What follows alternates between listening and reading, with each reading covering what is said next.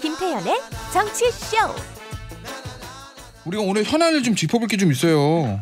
윤석열 전 총장 얘기인데 앞서 저희가 뉴스 언더 블락에서도 했는데 공수처에서 지금 수사에 착수한다면서요.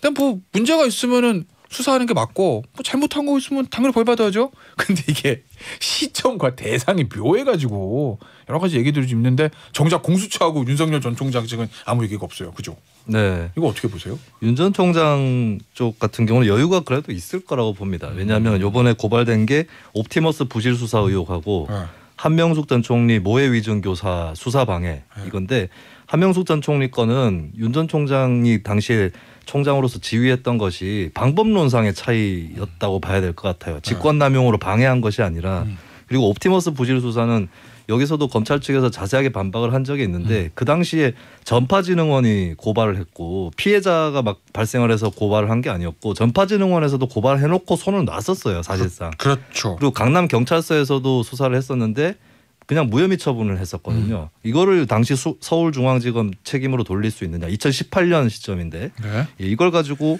이 자체의 문제점도 발견하기 어려운 데다가 직권남용이라는 거 굉장히 까다롭거든요. 혐의 입증이. 그죠. 예, 그럼 윤 전 총장 입장에서는 뭐 불리할 것도 없고 그리고 묘하게 공수처가 검찰 수사 규정을 준용을 하면서 포토라인을 같이 폐지해 버렸습니다.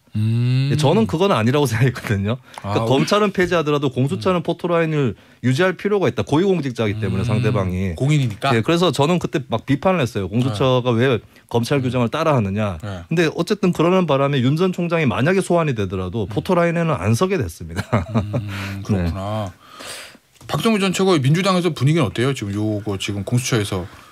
저는 일단 이 상황에서 민주당 오버하면 안 됩니다.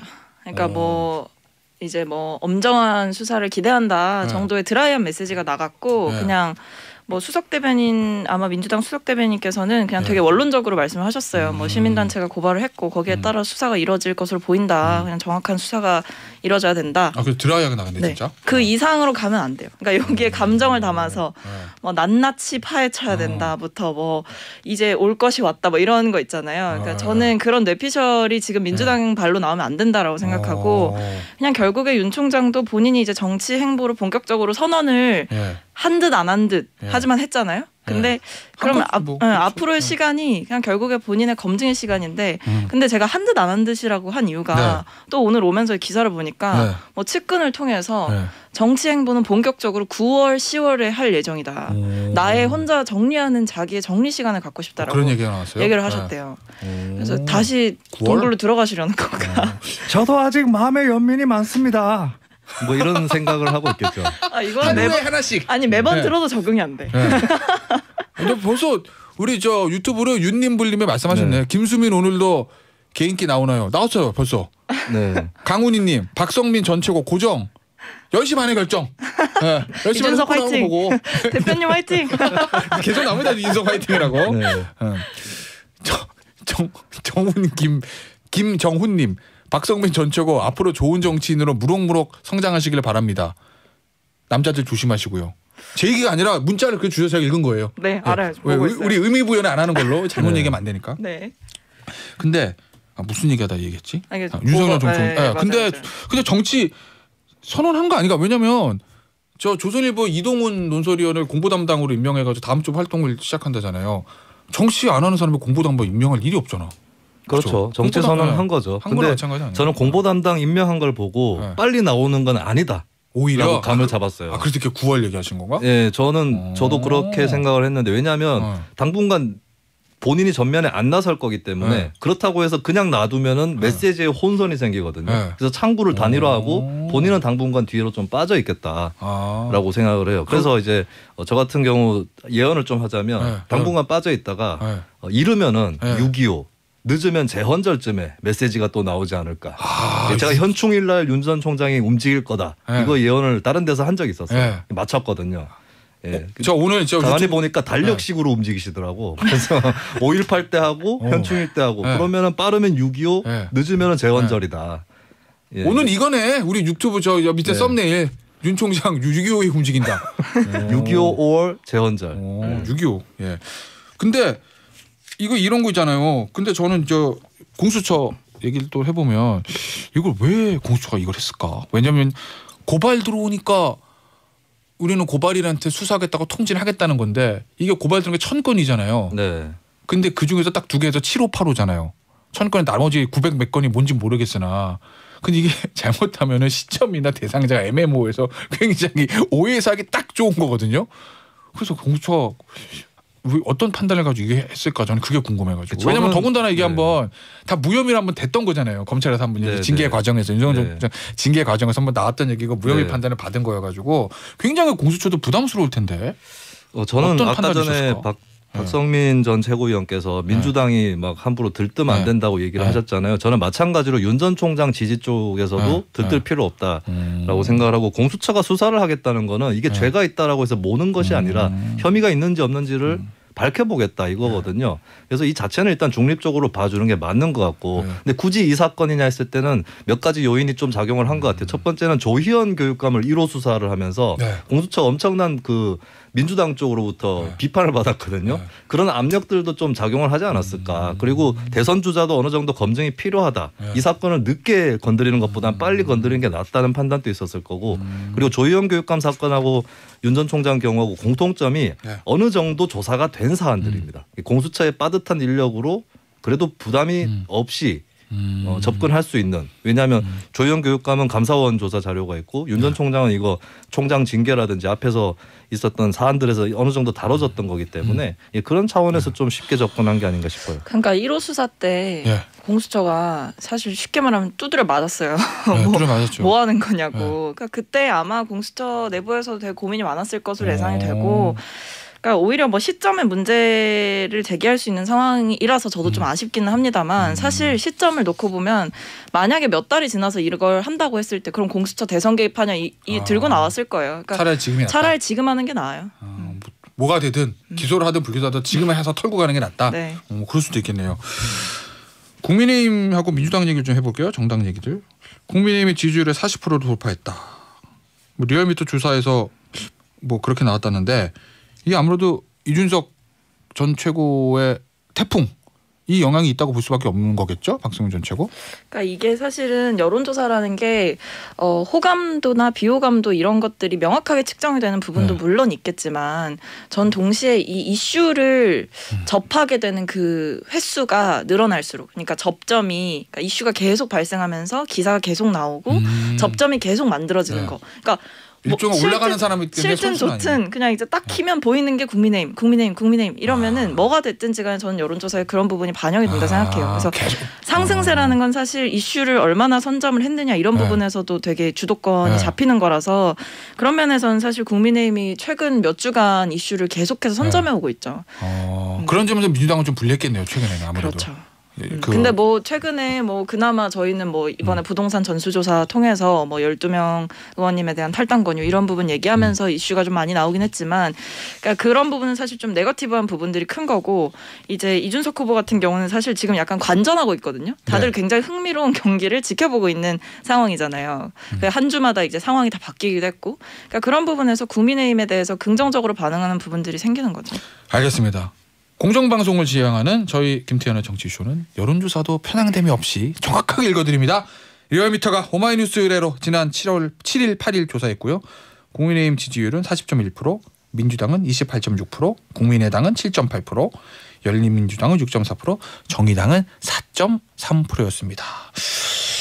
그런데 이 이준석 후보의 태풍 이게 민주당에도 저는 불어닥치는 것 같아요. 왜냐하면 대선 후보 여론조사했더니 이재명 지사가 뭐 1등한 거는 민주당에서 뭐 그거 항상 그랬던 건데 박용진 의원이 5%, 정세균 전 총리까지 제쳤어요. 근데 이게 막 공교롭게도 막 국민의힘에서 막 이준석 막 효과 나오면서 막 세대 교체 막 얘기 나오면서 그래도 저 민주당에서 지금 나오는 대선 후보군 중에서 가장 나이 어린 분이 박용진 의원이잖아요. 그게 영향 미친 거 아닐까? 뭐 저는 어느 정도 있다고 봐요. 어느 정도 있다고 생각하고 뭐 그러니까 박용진 후보께서도 본인 스스로도 이제 그런 효과가 있다라고 보시는 것 같더라고요. 그러니까 이게 여야를 막론하고 사실은 나타나고 있는 흐름인 거죠. 그렇죠. 세대 교체라는 세대 교체라는 흐름. 누가 먼저 깃발을 들이냐 했는데 지난 전당대회 때 박주민 의원은 지지난 전당대회 때 들었다가 성공 못한 거잖아요. 만약 박주민 의원이 지지난 전당대회 때 당대표 확 됐으면 막 세대교체 민주당에서 불면서 총선 이후에 그게 아마 국민의힘도 그때 받았을 수도 있는데 이번에 만약에 국민의힘에서 저 세대교체 바람이 확 성공하면 민주당도 영향을 받을 수밖에 없겠네요. 지금도 뭐 사실 받고 있는 거죠. 그렇죠. 야, 이 두 분 나오시는 두 분을 응원하는 문자가 엄청 들어옵니다. 유튜브 하이님. 이거 읽어드려야 되나? 아직 결과 안 나왔는데. 김수민 처음에 이준석 말고 나경원 당선된다는 크크크 예측 늘 틀림. 늘 이라는데 어떻게 생각해요? 늘 이라는데? 제가 이번 서울시장 재보선에 오세훈 57, 나경원이래. 박영선 39 정확하게 맞췄습니다. 퍼센테이지까지. 네. 그래요? 인터넷에 다 증거가 남아 있습니다. 퍼센트까지 퍼센트를 맞췄다. 퍼센트까지 맞췄습니다. 퍼센트를 맞추면 인정이다. 그죠? 그거는. 민스트라다무스 아니야? 민스트라다무스. 당내 경선이 더 어려워요. 어렵죠. 변명을 하자면. 더 어렵고 당내 원내대표 경선 더 어려워요. 원내대표 경선 최강으로 어렵습니다.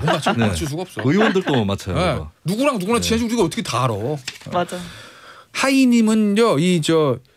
그 이준석 말고 나경원 당선된다는 예측들 틀림. 이분도 아직까지는 하이님의 예측 결과는 안 나왔으니까 발표는 안 됐으니까. CH리님 김수민 평론가 명언이 세간에 돌더라고요. 역사의 페이지는 한 장씩 넘어가지 않는다. 아니 이게 꾸준히 생각나요? 명언이 도는 게 아니라 짤이 도는 것 같은데. 짤이 도는 거네. 네. 3365님 김수민 평론가님의 윤석열 성대모사 또 해주세요. 들을 때마다 너무 웃겨요. 제가 아는 분 중 제일 똑같아. 안윤상 씨보다 저 윤석열 성대모사 더 잘하시는 것 같아. 저는 4365님 부하가 아닙니다. 자꾸 시키지 마십시오. 비슷하다. 들을수록 비슷한데? 할수록 느시는 거 아니에요? 예, 김수민은 정치쇼가 미는 1티어. 그런가요? 예, 본인도 모를 수 있지만이라고 하셨고 신봉님 박성민 롱런하게. 감사합니다. 오늘 10시 반에 결정된다니까. 10시 반에 발표. 이준석 화이팅. 왕팬 박성민 씨 그 자리 진짜 좋은 자리입니다. 제가 말씀드린 그 자리가 잘 되는 자리예요. 그러니까요. 잘 되는 자리입니다. 오늘 우리 두 분 나오셨으니까 이거를 꼭 짚어봐야 돼요. 지금 정치권에서 이준석 전 최고가 막 이제 청년할당제 얘기하면서 능력주의 얘기 있잖아요. 그 논쟁이 있거든요. 우리 시간이 한 4분 50초 남았는데 두 분 나오시는 김에 이 능력주의에 대해서 MZ세대는 어떻게 보는지 조금 짚어볼게요. 참고로 말씀드리면 이준석 최고위원이 청년을 우대하기 위해서 만든 공천할때 청년할당제는 폐지하겠다. 그 이유. 청년할당제 하면 아무것도 안 하고 낮 2시부터 여의도에서 어슬렁거려가지고 국회의원들 뭐 배지대고 줄대는 사람들 이 사람들 몇 명만 공천받지 진짜 실력 있는 친구들은 뭐다. 그러니 청년할당제 폐지하고 능력 있는 청년들을 공천을 줄까 내가 당대표 이렇게 얘기했거든요. 그러면서 이제 능력주의 얘기가 나온 거잖아요. 이거 어떻게 보세요 두 분? 박성민 전 최고부터. 저는 뭐 그런 비판을 왜 했는지는 알겠는데 근데 청년 할당제를 없애자 이거는 좀 결론적으로는 좀 이상하다라는 생각은 들어요. 그러니까 결과적으로는 할당제라는 게 결국에는 이게 구조적인 차별이 있고 구조적인 문제점이 있으니까 어느 정도 할당을 해서라도 그 문을 열어놔야 그 사람들이 들어올 수 있다라는 건데 사실 이런 지적을 좀 하고 싶으면 그러니까 청년 할당제를 통해서 청년들이 들어오는데 그게 뭔가 좋지 않은 영향을 끼치는 것 같다라고 하고 싶으면 할당제는 유지하되 그 안에 절차적인 공정을 어떻게 만들 것이냐. 그러니까 제도를 손을 봐야 되는 거지. 제도가 문제가 있으니까 없애자. 이거는 저는 좀 말이 안 된다라고 생각을 하는 거죠. 아까 이준석 전 최고가 얘기했던 저 국회의원들 줄대가지고 당직자 줄대가지고 공천 받고 그런 걸 못하게 절차나 제도를 손보면 된다는 말씀이시구나. 네. 김수민 평론가. 저는 청년들이 정치하는데 가장 크게 방해가 되는 게 비용이거든요. 네. 이런 부분에 대해서 출마를 하게 될 경우에 지원을 해준다거나 그리고 경선 때 어느 정도 공천 가산점을 좀 준다거나 이 정도까지는 저는 찬성을 하는데 자리를 몇 퍼센트를 해가지고 청년에게 이만큼 주겠다. 이거는 저도 이준석 최고와 마찬가지로 반대하는 편입니다. 왜냐하면 그렇게 해서 만들어진 자리에 들어가면 결국에는 그 자리로 끌어준 사람들에 좀 거슬리지 못하는 그런 행보를 하기 쉽고 그래서 저는 뭐 할당제 여부를 떠나서 어지간하면 적극적으로 부딪혀서 맞서 싸워서 쟁취하는 것이 가장 좋은 것이다라고 생각해요. 그러니까 이게 굉장히 논쟁거리인 게 국민의힘 전당대회에서도 청년표 보고 나온 사람이 김웅 후보하고 이준석 후보였잖아요. 근데 이준석 후보는 청년할당제 폐지인데 김웅 후보는 청년할당제 확대였거든요. 제가 알기로는. 그러니까 어느 것이 과연 청년을 위한다는 생각은 다 있는 것 같은데 무엇이 실질적으로 청년에 도움이 되는 거는 생각이 좀 다른 것 같아요. 청년들도 좀 다르게 판단하나? 그 실제로 대상이 되는 청년들도 그것도- 어느 걸 더 선호할까요? 그것도 나뉘어질 것 같아요. 나뉘어요. 반영이. 네. 나뉘는데 네. 네. 그러니까 다만 이제 이런 거죠. 할당제가 물론 뭐 지적을 받는 부분이 있지만 근데 지금 정치 현실에서 사실은 할당제마저 없으면 네. 청년층을 기용하려는 노력 자체가 거의 전무한 상황인 게 맞잖아요, 네. 사실. 네. 이준석 후보도 어떻게 보면 청년 할당제라는 이름 하에서 영입이 된 거고 뭐 사실 저 역시도 청년 몫으로 뭔가 배려를 해야 되지 않겠느냐 이런 부분에서 사실 청년들이 들어오고 있는 건데 네. 제가 지적하고 싶은 문제는 네. 누군가의 픽을 통해서만 들어올 수 있는 지금의 현실이 문제라는 거죠. 그러면요. 이런 거 있잖아요. 예전 한 3, 4년 전만 있으면 청년 우대하려면 청년 할당제, 여성 우대하면 여성 할당제가 거의 정답처럼 나왔는데 지금은 이준석 후보가 그걸 틀면서 뭔가 새로운 얘기들 나오는 거고 거기에 대해서 어쨌든 20대 청년들이 어느 정도 호응을 한다는 거잖아. 그러니까 저렇게 지금 뭐 인기가 있겠지? 왜 이런 현상이 나온다고 보세요? 글쎄요. 근데 거기에 대해서 호응하는 건지는 네. 더 따져봐야 저는 돼요. 거기에 그래요? 대해서 예, 호응하는 거지. 이준석이라는 사람이 총체적으로 상징하는 것들에 대해서 평가를 호평을 할 수는 있겠지만 할당제 폐지가 과연 대중의 호응을 이끌어내는지는 좀 의문이에요. 그리고 거꾸로 이준석 후보도 역편향을 보여주고 있는 게 뭐 엑셀을 할 줄 알아야 된다. 뭐 시험을 쳐서 자리를 뽑겠다 하는데 그게 정치적 능력을 측정할 수 있는 척도인가. 이걸 저는 능력주의라고 부르는 것도 논쟁 여지가 굉장히 크다고 봐요. 진짜 그건 그렇겠다. 20대 청년들이 이준석 개인을 지지하는 건지 청년 할당제 폐지하고 능력주의로 가겠다는 걸 지지하는 건 아닐 거다라는 말씀이신 솔직히 거잖아요. 냉정하게 보면 이준석 후보의 공약이나 뭐 콘텐츠가 두드러져서 지금 당대표 후보 선거에서 선전을 하고 있는 게 아니라 이준석이라는 총체적 개인이 지지를 받고 있는 거잖아요. 네. 그런 부분으로 접근하는 게 맞죠. 알겠습니다. 유익이는 사실은 시간 나중에 내서요. 더 한번 진지하게 한번 토론해 보도록 하겠습니다. 굉장히 새로운 중요한 문제가 될 것 같은 생각이 들고 다음 주에 박성민 전 최고로 또 볼 수 있을까 아닐까요? 30분 있으면 나옵니다. 일단 오늘 여기서 인사드릴게요. 박성민 전 최고, 김수민 평론가였습니다. 감사합니다. 고맙습니다. 네, 감사합니다.